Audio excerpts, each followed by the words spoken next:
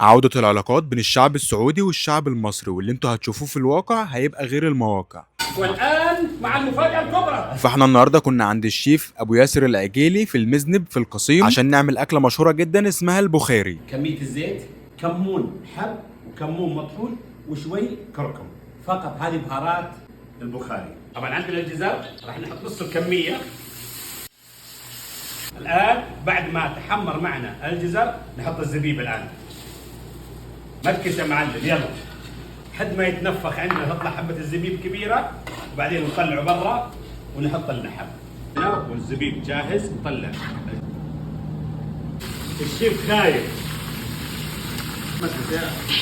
هنحمر اللحمة زيت الجزر ونكهة الجزر قبل ما نحط الطماطم.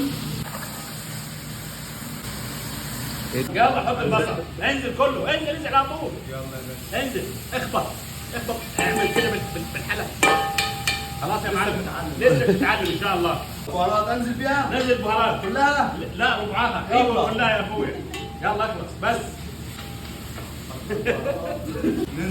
ننزل بالطماطم معنا طماطم ومعجون الطماطم مع بعض. مو عشان شيء، عشان صحتك يا غوالي. مو مشان شيء، مشان صحتك. نظف يا معلم، نظف.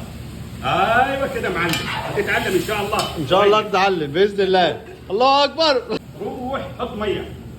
اخر حاجه نملح قبل ما نحط الرز، بس يدوب الملح شويه وهنطلع المرقه دي في الحله. نحط الرز وبعدين نصب الملح الميه من على فوق بس كده. ماشي؟ وين الكاميرا ومش عارف ايه. فاجئنا. هتتعلم ولا من دماغك كده؟ مش عاوزين من دماغ، تتعلم. يلا اعمل الرز، يلا بسم الله. يلا اعمل كده، سيب الحله. الطشت، سيب الطشت. سيب الطش. مش عاوزين حاجه تروح. يا جماعه بس خلاص لا. انا قال مش هنقلب، لا، انا مش مفيش الرز كده. مفيش تقليب. انا شكرا على مجهودي اللي انا جيت من هنا لهنا. اهم حاجه مجهود. بشوف نفسي. لولا الله سبحانه وتعالى ثم مجهودك. لا مش عاوزين تتصفى. السخنه ما فيش حاجه اسمها سخنه عندنا. عندنا ايه الصبح؟ ايوه روح كمان. بس خلاص احمد، عشان الرز يبقى كويس وتبقى الحبه طويله لازم تكون النار عاليه لحد ما يشرب ميته، وبعدين توطي النار على الاخر وتسيبه. بعد ما طلعت عندنا قطرات المطر نحط التصليحه بتاعتنا. الجزر الباقي الاول اللي ما حمصناهوش برضه ونرجعه. والله اكله احسن من المطاعم. مطاعم من يا عم؟ تصدير.